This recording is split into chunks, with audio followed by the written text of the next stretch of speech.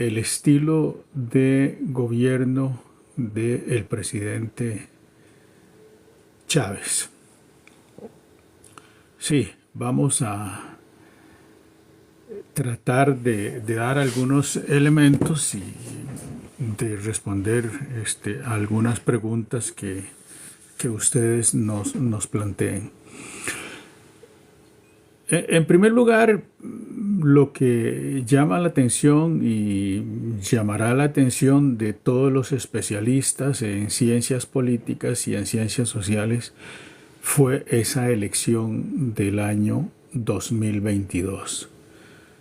Inesperadamente, un costarricense que tenía 36 años de estar fuera del país es electo presidente en una campaña muy difícil, con un partido nuevo, desconocido absolutamente, y se impone en segunda ronda al partido más antiguo de Costa Rica, el Partido Liberación Nacional.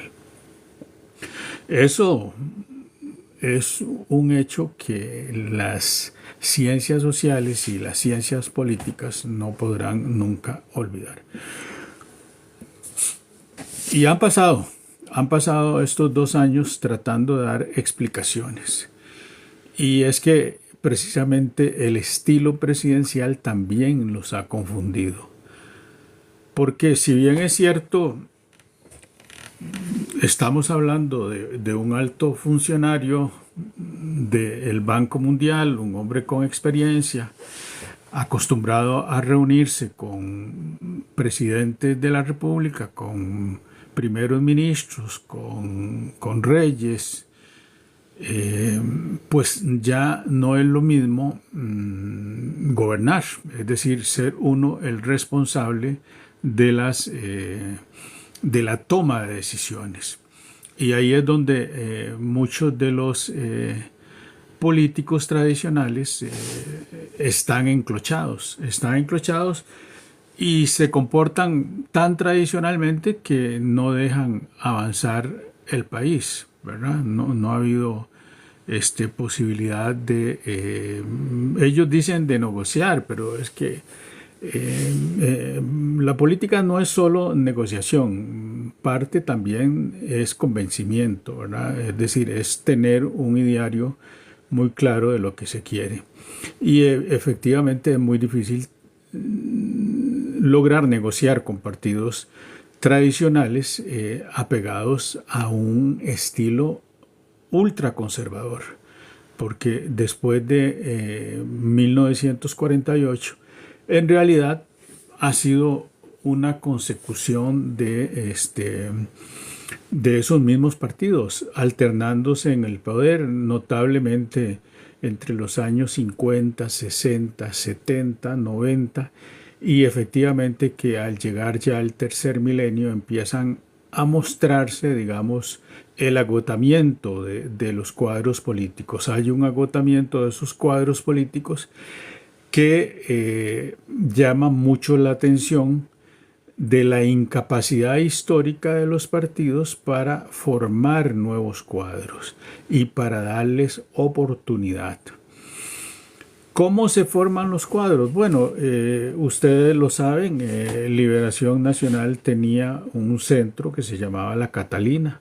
Ahí eso era financiado justamente por los alemanes en la época en que el partido fue socialdemócrata. Y por ahí pasaba, digamos, todos los jóvenes de Liberación Nacional. La Unidad Social Cristiana siempre fue un partido menos articulado, muy propio de su estilo. Fue oposición a Liberación. Liberación en algunos momentos pudo tener, digamos, su ideología, digamos, un partido socialdemócrata adscrito a la Internacional Socialista, y esos fueron, digamos, los cánones, aunque no necesariamente siempre se gobernó bajo el modelo, digamos, socialdemócrata. en la época en que el neoliberalismo empieza a imponerse como un estilo de gobierno, ellos fueron tan liberales como lo que, digamos, dominaba en la mayoría de los países del mundo, ¿verdad? Han seguido, llamémoslo así, los designios que imponían, digamos, las grandes potencias. Y por eso es que, digamos, el país no ha logrado su desarrollo, ¿verdad? Es decir, nosotros, el estilo de gobierno básicamente era un Estado, un Estado relativamente grande, ¿verdad? Un Estado relativamente grande, un Estado muy endeudado, ¿verdad? Con un porcentaje de lo que producía y era para pagar deuda. Vivimos, creo que más o menos de 1970 al 2022 de préstamos. Y claro, llegamos a una deuda gigantesca. 63% de lo que se producía había que pagarlo en deuda para administrar el país, pagar empleados públicos, pagar las instituciones, digamos, que daban servicio, como el ICE, por ejemplo, Instituto Costarricense de Electricidad, la Caja Costarricense del Seguro Social, el Ministerio de Educación, las universidades públicas. No había dinero. Es decir, aquí la cuestión era seguir endeudándose, ¿verdad? Un poco el estilo de los países de América Latina, quizás el mejor ejemplo, y la crisis, digamos, que le tocó vivir, digamos, a Argentina, era la ruta que llevaba a Costa Rica. Y bueno, yo creo que ahí hay elementos de confluencia que son interesantes. Ante ese panorama, el pueblo, el ciudadano costarricense, el elector costarricense había tomado una decisión: no participar en las elecciones. Se participaba poco en las elecciones, no se votaba. Y eso era claro, ¿verdad? Las altas tasas de abstencionismo electoral en una democracia. Llegaron a alcanzar casi el 40% de los votos, ¿verdad? Es decir, un gran número de personas se abstenía de alinearse a los partidos. En el 2000, digamos, 2004 por ahí, ¿verdad? 2004, porque sí, en el 2006 es la primera elección en que se enfrentan Otón Solís y Oscar Arias. Digamos, Otón Solís renuncia al Partido de Liberación Nacional y funda el Partido Acción Ciudadana. Pero, digamos, el Partido Acción Ciudadana no se diferenció en nada, digamos, del Partido de Liberación Nacional. En realidad fue una reproducción, fue un hijo de Liberación Nacional, y se nutrió también de el desencanto de los últimos gobiernos de la Unidad Social Cristiana, notablemente el de Miguel Ángel Rodríguez y el de don Abel Pacheco. Y ahí, digamos, empieza el pueblo costarricense a mostrar ese desencanto cada vez más desenfrenadamente, ¿verdad? La elección de Laura Chinchilla fue difícil para el Partido Liberación Nacional, y bueno, en el 2014 el recién fundado Partido de Acción Ciudadana, digamos, da el golpe con un profesor universitario, ex militante de Liberación Nacional, ex embajador de el presidente Arias, un académico que, pues, normal de la tradición, digamos, universitaria. Tenía una maestría en política en los Estados Unidos, un hombre bastante normal, llamémoslo así. Yo tuve oportunidad de conocerlo, trabajamos en la misma unidad académica, en la Escuela de Historia y Geografía, y él también, digamos, trabajaba en la Universidad Nacional en Relaciones Internacionales.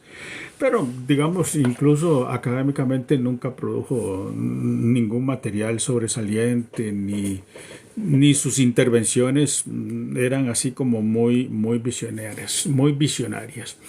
Bueno, pasa el gobierno de Luis Guillermo, un gobierno, como decimos, para el olvido, y llega peor aún Carlos Alvarado, digamos, diría yo, que de los presidentes más deficientes en la historia de Costa Rica, ¿verdad? Y ante eso se presenta la elección, digamos, del 2022, y en el 2022 Liberación Nacional sin cuadros, sin gente nueva que presentar, presenta a José María Figueres. Ellos lo sabían claramente. Había un desencanto con José María Figueres, no solo por los casos de corrupción política, el cierre, digamos, del ferrocarril y la ruptura, digamos, de la ruta interoceánica, que era muy importante en Costa Rica. Usted podía ir de Punta Arenas a Limón en tren, ¿verdad? O de Limón a Punta Arenas, viceversa. El cierre del Banco Anglo, y ya pues todos los casos típicos, digamos, de corrupción que se dan en esa administración, el abandono del país por las acusaciones, digamos, de haber sido financiado por una empresa internacional para todas estas nuevas tecnologías, ¿verdad? La telefonía celular y todo esto, ¿verdad? Alcatel, el caso ICE Alcatel, ahí aparece él, se va 10 años del país, pero se va como prófugo. Es que Rodrigo vivió 36 años, pero trabajando libremente, y regresaba a Costa Rica. Es decir, no es que nunca volvió, no, tenía su familia, sus padres, y con, digamos, venía con alguna frecuencia a ver a sus hermanas. Y esa elección, digamos, sí, fue el momento que nos anuncia que la vida política en Costa Rica va a cambiar. Y a 2 años del gobierno de Rodrigo Chávez ha cambiado tanto, que ya, digamos, esa última propuesta, que evidentemente no la hizo el presidente, eso está claro, no la hizo el presidente. En los comentarios políticos de estos, digamos, de los tradicionales programas que existen en Costa Rica, Claudio Alpizar mencionó hipotéticamente esa salida. Y eso es lo que los tiene ahora como embarrascados, ¿verdad? Es decir, la oposición está ahí enclochada, porque resulta que Costa Rica tendría la posibilidad de que un presidente que renuncie 6 meses antes de terminar su mandato pueda acceder a el cargo de diputado. Y entonces, digamos, vamos a ver, eso se dice en un programa, el presidente lo escucha, va y lo revisa en la Constitución. Aquí está muy claro en la Constitución política de Costa Rica dice, artículo 108, para ser diputado se requiere: 1, ser ciudadano en ejercicio; 2, ser costarricense por nacimiento o por naturalización con 10 años de residencia en el país; ser costarricense por nacimiento o por naturalización con 10 años de residencia en el país después de haber obtenido la nacionalidad; y tercero, haber cumplido 21 años de edad, ¿verdad? para ser diputado. Eso es lo que estamos hablando, para ser diputado. Es decir, vea que los requisitos para ser diputado son muy reducidos. Es decir, básicamente es tener 21 años, ¿verdad? No hay ningún requisito académico, ¿verdad? Para ser diputado se requiere. Ok. Y el artículo 109 dice lo siguiente: no pueden ser elegidos diputados ni inscritos como candidatos para esta función: 1. El presidente de la República o quien lo sustituya en el ejercicio de la presidencia al tiempo de la elección. 2. Los ministros de gobierno. 3. Los magistrados propietarios de la Corte Suprema de Justicia. 4. Los magistrados propietarios y suplentes del Tribunal Supremo de Elecciones. 5. Los militares en servicio activo. 6. Interesante eso en la Constitución, que contemple ese punto 5, los militares en servicio activo. Si es un país que no tiene ejército, no tendría por qué estar ahí. Esta versión de la Constitución es evidentemente la Constitución del 7 de noviembre de 1949, ¿verdad? Es una versión antigua. Posiblemente 6. Los que ejerzan jurisdicción, autoridad civil o de policía extensiva a una provincia. 7. Los gerentes de instituciones autónomas. 8. Los parientes de quien ejerzan la presidencia de la República hasta el segundo grado de consanguinidad. Entonces, el artículo 109, digamos, estaría prohibiendo la posibilidad. Pero aquí vienen, digamos, otros artículos del artículo 109 que amplían el espectro.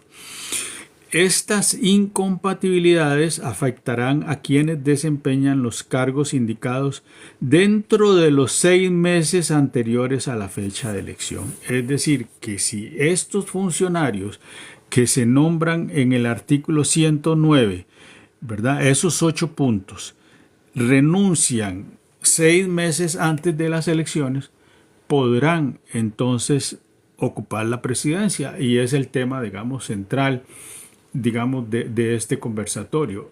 ¿Podrá entonces el actual presidente de la República ser diputado si renuncia en el mes de agosto, ¿verdad? Si renuncia en el mes de agosto, pues tendrá septiembre, octubre, noviembre, diciembre, enero y febrero. Tendrá exactamente, digamos, los meses que pide, digamos, la Constitución política. De manera tal que lo que parecería, digamos, una prohibición tiene un artículo que permite que esa situación se dé. Y eso, digamos, ha sido tema de discusión este fin de semana que se sacó el título. Desde el viernes se está más o menos discutiendo. Creo que la entrevista la hizo Evelyn Fasher. Y se la hizo al presidente de la República. El presidente de la República, digamos, en primera instancia respondió que él no lo había pensado y citó: no, yo eso no lo dije, pero lo dijo Claudio Alpizar y dice, de repente, pues uno puede decir ahora que no, pero más adelante podría ser una opción. ¿Por qué no? ¿Y por qué no? Bueno, eso es lo que vamos a ver. ¿Por qué? Porque hemos hablado, lo expresó necesariamente el presidente de la República, digamos, la necesidad de una constituyente. Sobre ese tema, por ejemplo, han hablado, digamos, abogados. Hay algunos abogados desde hace 20 años. Por ejemplo, hay un periodiquito que se llamaba Campana, muy serio, que lo producía don Carlos Loría. Y ahí venía, digamos, algunos elementos para pensar en una constituyente. Yo he trabajado ese tema y tal vez lo veo a veces distinto, digamos, a los abogados. Digamos, mi campo es básicamente las ciencias sociales y la historia, ¿verdad? Entonces, digamos, desde el punto de vista histórico, nunca es bueno seguir por mucho tiempo una constitución que nace de un conflicto político y militar como fue la guerra civil del 48, ¿verdad? Recuerden ustedes que la constitución se promulga un 7 de noviembre de 1949 y ese mismo día el presidente de la Junta Fundadora de la Segunda República, don Pepe Figueres, entrega el poder a Otilio Ulate por 4 años.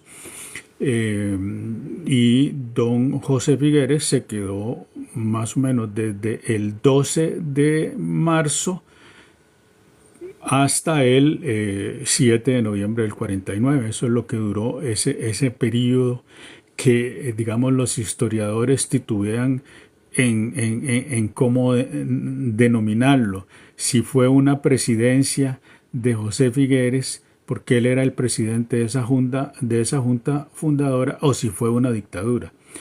Si usted toma los elementos que caracterizan una democracia, fue una dictadura. Pero claro, nadie se atreve a decirlo ni a escribirlo.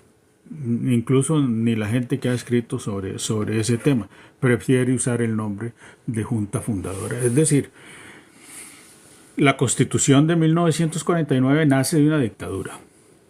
Y como dictadura, evidentemente hay una serie de legislación, porque eso hoy día lo sabemos y lo decimos con mucha facilidad, ¿verdad?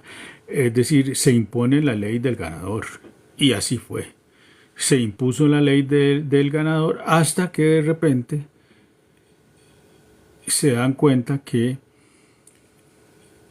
son los mismos. Es decir, que la oposición a liberación, que era la Unidad Social Cristiana, y que era el viejo Partido Liberal, que el viejo Partido Liberal como tal no era un partido tan diferente una vez que Calderón Guardia ya estaba en el exilio.